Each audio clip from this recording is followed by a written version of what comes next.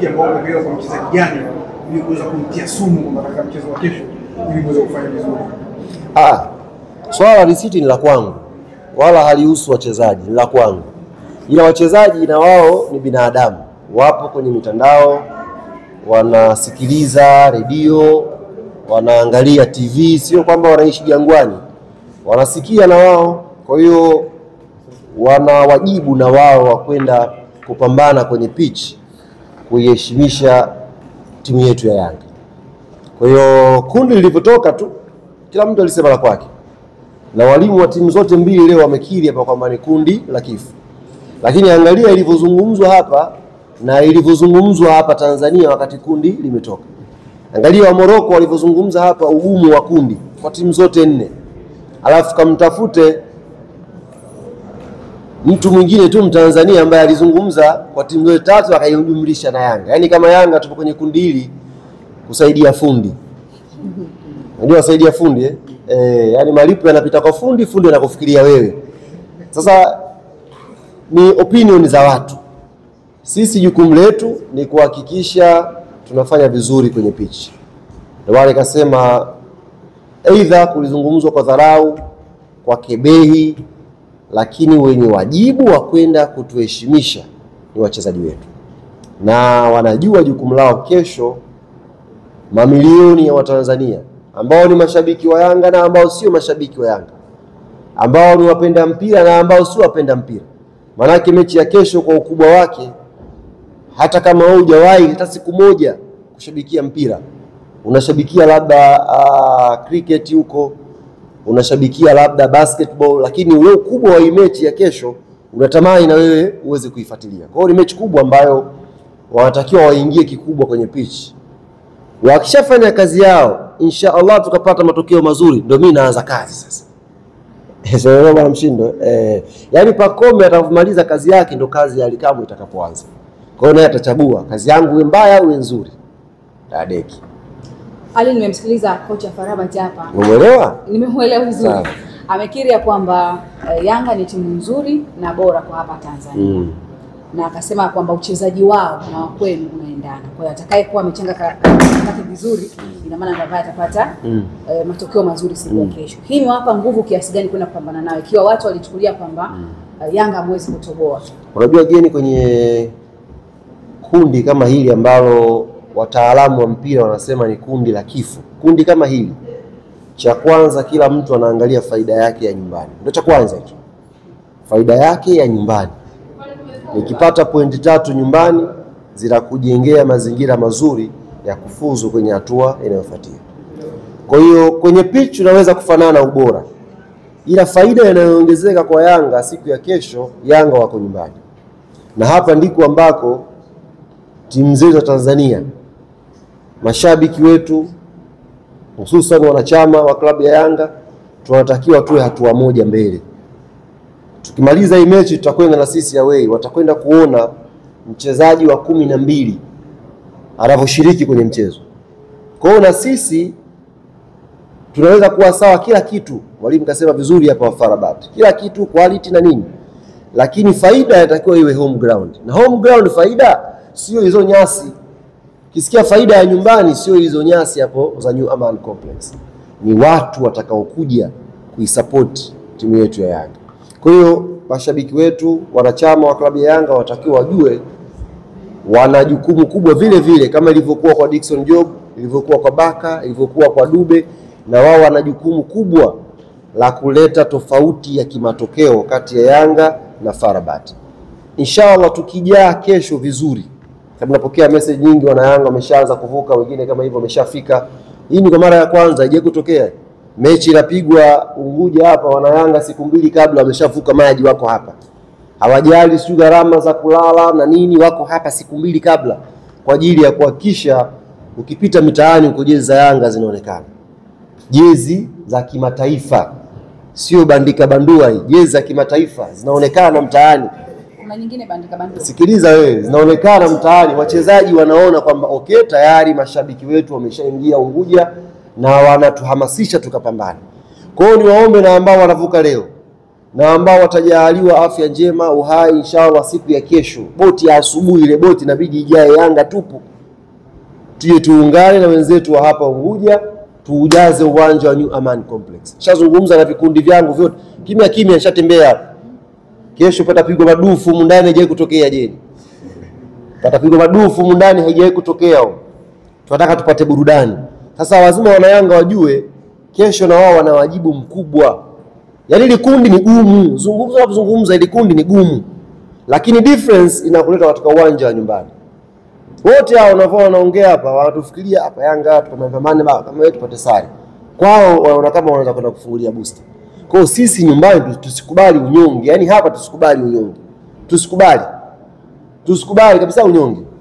Wewe ukitaka kujua away kukoje, tafute Masanza, takuelezea. Kwanza kapigwa baridi kule, jana kanipigia simu usiku Masanza akajifunika, amevaa shati ndani, kavaa sweta, kavaa koti na yupo na ile dude kubwa. Unaitwaje lile? Duvet, anaongea sasa, anamsikia kwa mbali. Ndugu yangu, anambia bado hapo. Hujakutana na Gusa, achia hapo. Hajazoea Masanza, maskini ya Mungu. Baridi kubwa alipata Arusha Kenya. Sasa kapata baridi la Algeria. Unajua Algeria baridi inakuja kusoma mpaka negative wakati mwingine. Sasa sisi wazoefu kule, mwili ushazoea. Shaenda sana Algeria mpaka alishashinda mechi kule. Kanipigia jana Masanza, anatetemeka hivi. Kaambia bado hapo ndo unaingia huko. Umetaka group stage wewe, ndio hiyo. Kwa hiyo kuna faida ya kucheza nyumbani ambayo wana Yanga lazima tupambane. Tuitumie vizuri. Tuje kwa wingi kesho inshallah. Tiketi zinauzwa mpaka usiku hapo saa 4 saa 5 zinauzwa. Wauzaji wako wengi. Yaani ukija Zanzibar kituo kikubwa ni hapa uwanjani nje. Tiketi zipo nyingi. Wauzaji zaidi ya 6 wako pale kwa ajili ya kutuhudumia. Kwa hiyo tuje inshallah kwa ajili ya kuhakikisha tunai-support timu yetu ipate matokeo mazuri. Na uzuri wa group stage ni pointi 3. Pata pointi zako 3 za kwanza, una relax. Unakwenda kwenye mechi ya pili. Sasa hivi hapa wote tunasoma 0-0-0-0. Sisi Yanga 0, Farabat 0, JS Kabylie 0, Al Ahly 0. Nani mwamba, nani dhaifu, tunaanza kuona kesho. Kwa Mungu atujalie inshallah khairi katika wamba wa kwanza na sisi tuwemo. Tupate pointi 3 za kwanza kwenye hatua makundi. Sawa, Ali tuzungumzie kuhusiana na jezi zenu za kimataifa. Maana baada ya kutambulisha tu jezi mijadala imekuwa ni mingi sana kwenye mitandao ya kijamii. Kuna mtu nimeona ameposti jezi yenu akaweka mpaka na tikiti maji pale, akanafananisha na kila mmoja anafananisha na kile ambacho anahisi yeye kwa sababu upande wake. Kiupande wenu ni jezi zenu mlivyoziona. Na unawaambia kitu gani? Jeni kishai. Kitu cha msingi kwanza jeni ni mechi. Cha msingi cha kwanza ni mechi ya kesho. Haya masuala ya jezi haya, jana kuna mtu mmoja amenitumia message usiku jana. Akaniambia ndugu yangu, ndo nimeelewa Waswahili wanaposemaga usinene kamala. Kanitumia jana message usiku. Mimi shabiki wa timu fulani, leo nimeelewa kwa nini Waswahili wanasemaga usinene kamala. Anaambia mimi na utu uzima huu ni wa kupigwa double impact. Anasikitika yule mtu rafiki yangu jana. Mimi na utu uzima huu ni wa kupigwa double impact. Yaani natoa shilingi 40,000 kwenda kununua tangazo. Amejisikia vibaya sana yule mzee jana. 40,000 kwenda kununua tangazo. Maana yake la kwanza lipo nyumbani, tangazo lingine kauzwa 40,000. Tangazo. Kajisikia vibaya, nikamwambia ndio ukubwa huo. Ndio ukubwa. Unajua ile nyimbo ile? Kekundu majinga ndio wali wao. Unajua ile? Kaambia ndio ukubwa huo. Amenung'unika, kauziwa tangazo 45. Maana yake nyumbani ipo nyingine, kapigwa tangazo lingine 45. Kwa hiyo ukifika nyumbani ukinunua mbili unaziweka. Huku sijui soda, huku sijui beti. Halo. Kama mashabiki wa Yanga mpo humu, semeni alhamdulillah, Mungu ametupa bahati kuwa mashabiki wa Yanga. Alhamdulillah. Mambo wanaofanyia wenzetu ni mazito. Haki ya Mungu. Nimeona jana na mtu mmoja jana, na mchambuzi mmoja jana akanitumia message DM.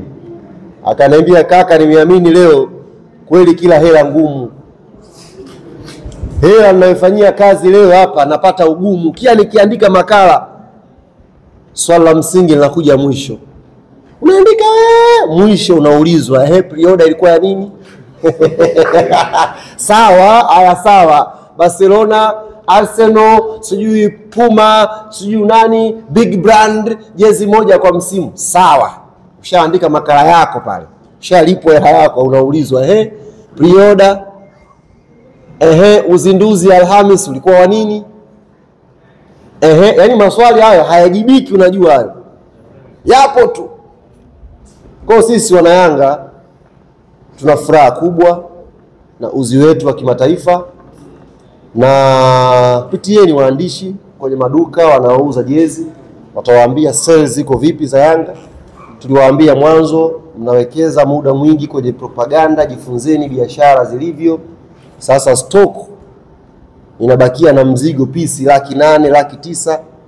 Manake hizo stock zilizobakia pisi 800,000, 900,000, hata ukaamua uvalishe kuku wote wa Dar es Salaam bado jezi zitabaki.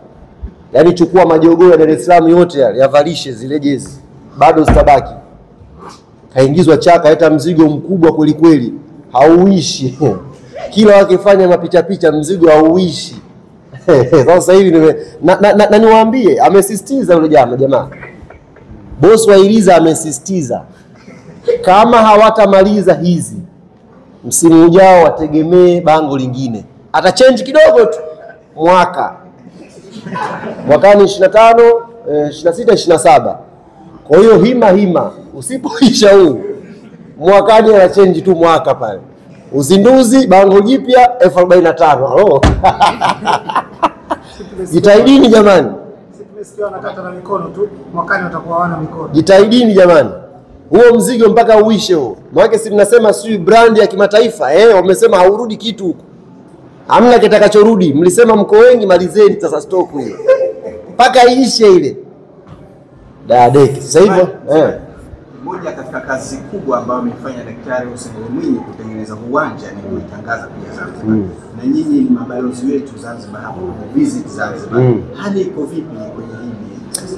Bwana, kwanza ni swala la msingi sana ndugu yangu. Jana wapi hapa anajengwa flyover? Panaitwaje hapa? Mwanakwerekwe, nimepita Mwanakwerekwe usiku katika mihangaiko yangu ya kutafuta Mwanakwerekwe. Sasa nikuirudia tena, ni changamoto. Mwanakwerekwe. Nimepita usiku hilo eneo sasa. Katika harakati za kuhamasisha watu usiku maana mechi inafuata watu mpaka majumbani, watu waje kwenye mechi. Mechi kubwa lazima ufuate watu uhamasishe hadi usiku. Sasa nikapita ile njia. Nikamwambia yule dereva aliyokuwa naye. Nikamwambia unajua ukiwa huko bara wallahi hujui kama Zanzibar sasa imeshaendelea katika ukubwa huu. Sema kweli mpenzi wa Mungu, Dr. Hussein Mwinyi kafanya kazi kubwa kweli. Bado nafikiri kuna labda mambo ya PR kuiweka sawa watu wajue, yani sasa wajue ile. Lakini ukija sasa hapo kitembea. Hapo nakumbuka mara ya mwisho nimekuja hapa. Sasa hivi ukija uwanjani hapa Amani, kuna bonge la hoteli, sio ni 5 star hoteli, sijui sijafuatilia vizuri. Bonge la hoteli liko hapa. Last time nimekuja mimi hapa mara ya mwisho kwenye Mapinduzi, nakumbuka hoteli ilikuwa iko hapa. Yaani unafika tu mteja unapewa na kopo la dawa ya mbu. Last time. Sasa hivi unakuja hapa 5 star hotel ndani ya uwanja. Waandishi na nyie saidieni kutangaza. Yaani uwanja wa Amani huu ukiingia ndani hapa kuna hoteli yenye hadhi ya nyota 5 iko hapa. Classic. Bonge la hoteli. Hatukosea sisi. Ngoja nini? Wewe shehe vipi? Wewe malize kumwaga maua hapa. Tumeleta mechi zetu Zanzibar na Wazanzibari alhamdulillah wametupokea vizuri. Wameipokea timu vizuri. Wanatupa ushirikiano wa 100%, na sisi ni jukumu letu kama taasisi Young African Sports Club kuzidi kuitangaza Zanzibar. Mimi nitakuwa balozi wa kutokulipwa, yani sitaka nilipwe, kutangaza mengi mazuri ambayo nimeyashuhudia hapa. Nimeshuhudia maflyover hapo ya hatari. shuhudia mahoteli ya kisasa.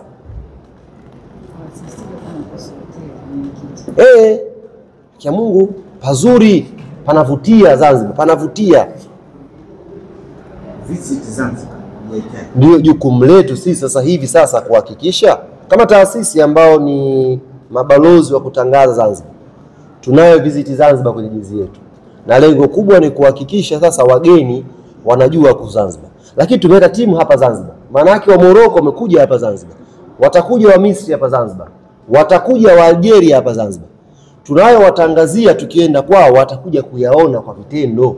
Unajua kuna kutangaza, unafanya pia na watu haoni, watakuja kuona hapa mazuri na maendeleo makubwa ambayo Dr. Mwinyi kayafanya hapa Zanzibar. Makubwa kweli. Sema kweli mpenzi wa Mungu.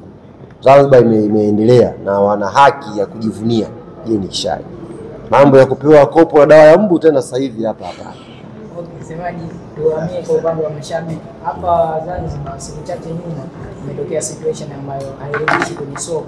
Mashabiki wa mpira wamekuwa wakionyesha utovu wa nidhamu wa waamuzi katika michezo. Kwa hiyo una lipi la kuambia mashabiki wa Young Africans katika mchezo wa kesho ili kulinda miundombinu ambayo imetengenezwa na Daktari Hussein Ali Mwinyi, lakini pia kulinda CV? Swali zuri ndugu yangu. Nimefuatilia hiyo story, lakini ina vyanzo vyake.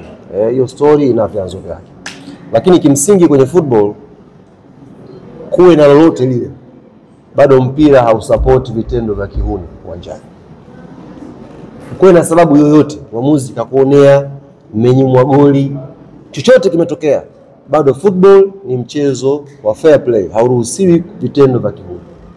Tunakwenda kwenye mechi kubwa, mechi ya ligi ya mabingwa barani Afrika dhidi ya FAR Rabat. Afrika inatazama Zanzibar. Ni wakati wa kuendelea kuuza uungwana wetu wa Zanzibar. Ndio platform ya kuendelea kuuza ustaarabu wetu. Mara ya mwisho imechezwa mechi hapa, CAF wamekuja hapa, nyie ni mashuhuda. Kuna kikundi cha wauni kilikuja kucheza hapa, kikapiga watu hapa uwanjani, fanya vurugu watu hapa. Lakini safari hii imekuja timu ya kistaarabu, mkuja watu waungwana ambao wanatoka bara na ambao wako hapa, tuangalie mchezo kistaarabu. Na ni muhimu, niwaombe wana Yanga wenzangu, ni muhimu sana mechi ya kesho. Hata akaja mtu na jezi tofauti, ikatokea ameingia uwanjani mtu na jezi tofauti na Yanga, either hiyo jezi ni ya Mlandege, hiyo jezi ni ya KVZ, hiyo jezi ni ya Mtibwa, hiyo jezi ni Bandika Bandua, tafadhali simfanyie vurugu huyo mtu, kafata burudani. Simfanyie vurugu, kafata burudani, mkaribishe kiketi, angalia naye mechi. Bandika Bandua ni, lakini ukiona amekaa mara aeleweke, muulize bana vipi? Tufate burudani. Sisi Yanga ni wastaarabu, tufate vile ambavyo CAF wametuelekeza kufanya unapokuwa viwanjani. Tusifanye vurugu, tusije na mafataki yale, tusiwashe moto, tuje na madufu, tuje na ngoma, tuje na vuvuzela, tuenjoy. Tusifanyiane vurugu. Yaani bana sisitiza tena, ukaingia uwanjani ukamkuta mtu amekaa hajavaa jezi ambayo sio ya Yanga, usimpige, kafata burudani, mkaribishe. Kama kuna kinywaji mnunulie, mwambie tulia, tuenjoy ball. Hiyo ndio ustaarabu wetu wa Yanga, na naamini ndio ustaarabu wa Zanzibar. Wahuni wachache hawezi kuharibu picha kubwa ya ustaarabu ambao Zanzibar iko nao. Wanaweza kutokea wahuni wawili watatu ambao wanafanya hizo vurugu, lakini kwa kesho tunaamini 100% watakuwa wastaarabu.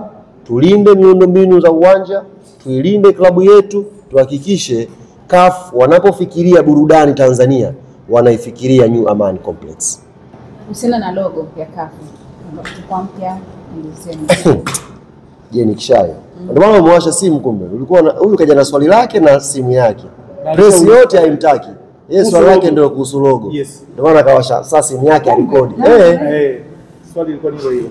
Utaratibu uko hivi ndugu zangu. Wewe umeridhika? Logo unataka? Utaratibu uko hivi. CAF hawa ni mashindano. Sijui sasa ni ugeni wa watu au vipi. CAF ni mashindano haya. Unapokwenda kwenye group stage, kila idara huwa inapewa taarifa za mabadiliko ya kikanuni, taratibu na misingi ya kwenye hiyo tournament inapoanzia kwenye group stage. Kila idara. Hata mimi kwenye idara yangu ya habari tulitafutwa, mnawekwa kwenye group moja wote. Baada ya hapo mnataarifiwa, patakuwa pana Zoom meeting kwa ajili ya kupata seminar ya hiyo tournament. Jana hii nawaambia sasa leo kama najibu hilo swali, jana kuna baadhi ya maafisa habari, sitawataja na wastai wa Tanzania, timu zao zipo kwenye makundi, wa Tanzania hawashiriki vikao, hawashiriki yote. Jana waelekeza kwamba sasa hivi tunaruhusiwa pia hata kuposti magoli. Kweli? Kaambia tunaruhusiwa, lakini ina highlights yake isizidi dakika 3 na uiposti baada ya masaa 2. Wakiwa wanaposti zamani tulikuwa tunashtuka, mbona kama Waarabu wanapendelewa, kumbe tulikuwa hatuhudhurii vikao, hatupati hizi seminar. Kwa sisi kwenye idara ya habari tumeshashibishwa, na uzuri mimi sio mchoyo wa maarifa. Nimeshare na wenzangu wote ambao hawakuepo kwenye kikao. Kama mwenyekiti sasa. Kama mwenyekiti wasema hawakuepo kwenye ile Zoom meeting, hawakuepo. Nilifanya kazi jana ya kuwatumia bwana, muongozo ndio huu sasa hivi kwenye idara za habari, mnatakiwa mposti hiki, mnaweza kuruhusiwa kushoot sasa hivi arrival video, mnaweza kushoot warm up, kila kitu nimeelezea jana. Hivyo hivyo kwenye idara za masoko, idara za sheria. Idara za masoko unatumiwa kabisa. Nionyeshe hapa ndugu zanguni. Kama hivi. Mambo kwa ushahidi. Mambo kwa ushahidi. Watu wadogo hawa. Tunaongea vitu hawajui. Watumia kisha kama wameelewa. Nitakuonyesha kwa siri yako. Mmoja akaniambia, "Hii sikusoma hii." Mbona hii? Marketing circular ya 25 26. Zinatumwa taratibu zote. Hapa anakuambia equipment for the teams, sleeve package, sijui ball boys, advertisement restriction on jersey. Unaona hapa advertisement restriction on jersey. Wanakuelezea vitu vyao vitaka. Kwa sababu kwenye hili swala la logo, CAF wamechange logo. Na msimu ukiwa unaanza, kama unavyoona mipira, kama unavyoona bips, ndivyo CAF wanavyotuma kwa kila timu. Mimi mwenyewe hapa afisa habari huwa napokea mzigo wangu wa bips kwa ajili ya wapiga picha ambao ziko branded Puma. Kila msimu unapokea box ambayo limetumwa DHL, inakufikia kila club. Sasa kuna wengine hata address hawana. CAF wanatoka huko Cairo wanakuja hadi makao makuu, wanakuta mtu anauza vyombo. Hawezi kuacha mzigo. Taarifa kweli, mtu anatoka Cairo Misri, kapewa mzigo, peleka kwenye timu. Anafika makao makuu ambako timu inasoma kwenye mtandao, anakuta mtu anauza pasi. Sasa address rejea kwenye logo, yani nyinyi. Nakuja shehe, tulia, acha haraka. Taarifa zinakuja. CAF kila msimu unapoanza mashindano huwa wana supply. Mimi hapa ni kiongozi wa Yanga. Unaweza kuwauliza timu za Tanzania, Azam FC na Singida Black Stars. Na Simba pia. Acha hao wengine hao kaka kuona. CAF hawaja supply bado logo official za kutumiwa. Nimepewa taarifa kwa ajili ya kutumia kwenye nini hizi. Sisi watu wa media, artwork na kila kitu, kwamba official logo ni hii. Lakini kwenye kit, kwa sababu ina size yake. Inawekwa hapa shekhe, ina size yake. Wao wametoa wapi? Mimi asome download. Watu wameingia Google kwa sababu hapa kuna tangazo. Liko bandika bandua, hapa kuna tangazo lingine. Tunalifichaje? Mtu kaenda kuchukua size ya kichwa changu hichi. Kaenda kuprint, kaliweka hapa. Wallahi nimesikia aibu jana, ujue nyie, na bila haya, bila hiana wanaposti. Yaani wanafikiri wafanya kitu cha maana, eti wanaposti kabisa eti. Yaani leo kiliangalia tulishaanza kufumuka, ule mkaratasi, ule mstika. Hebu njoo. Hebu angalia hii kitu. Hii ni sasa, hii ni logo mwaka jana. Ndio ilikuwa standard, vipimo wanakutumia size na kila kitu. Njoo. Geuka. Mbona hii size? Inafanana na ile Dubasha. Liko hapa hadi hapa. Kweli jamani? Hivi ndio kweli? Ndio maelezo mengi ndugu yangu. Jana. Haya. CAF wameruhusu main sponsor kukaa hapa. Taarifa watu hawasomi. Na kuona masio hata kufungua tu email hawawezi. Email kufungua hawawezi. Hawasomi. Leo umetokea mgogoro mkubwa huko, wadhamini wanauliza mbona Yanga amekaa? Mbona sisi imetutoa? Watu wasome, fuatilieni jamani. Jana nawaambia, wallahi jana wameanza kuomba, watuma email kwa CAF, bwana tunaomba na sisi bwana tu change kidogo, mdhamini wetu wakae, si email hatukusoma, kweli. Kwa Sheikh Zuberi tunafuata kile ambacho CAF wanatuelekeza. Sababu ukitumiwa logo unatumiwa na size yake, kipimo gani uikate uiweke. Sasa ukiwa mtu wa kudownload, bwana mimi download, unachukua mgazeti unaweka hapa. Mimi nawaambia fuatilieni, leo si ndio tunaongea hapa. Nipeni siku 4. Kwa sababu yale mabango yaliwekwa, wallahi nawapia, mkifua mara 2 imerudi jezi ya msimu. Ile sticker zilizowekwa, zile sticker ukifua mara hizi jezi ya msimu imerudi. Kwa hiyo unakuwa nazo 8 ndani. Kwa sababu lazima itoke ile. Kwa hiyo sisi tunafuata kile CAF watuelekeza kila kitu. Jana sisi tumekuwa role model, wanatuambia nyinyi mliwezaje kuweka SportPesa mbele jana? Mliwezaje? Naambia someni, yani CAF wanatuma taarifa, someni. Watu hawasomi. Je, nikisha nimekupa na kushahidi hapa. Kizungu hichi.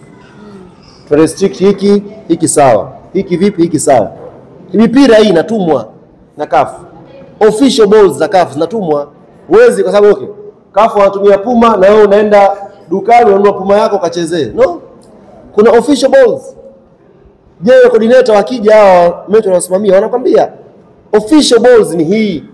Official bibs za kuvaa ni hizi, wapiga picha. Kila kitu ni wao. Shindano ya watu haya. Ukienda kudownload www nishushie hiyo Kariakoo weka. Kadhalika huko mbele. Website gani Clement Mzize kesho anaingia hapa Zanzibar, ataingia saa 3 asubuhi inshallah. Tumpokee? Hapana. Ataingia tu asubuhi saa 10 atakuwepo hapo uwanja New Aman Complex. Tuzo tumeipigia kura. Lazima na sisi tuione.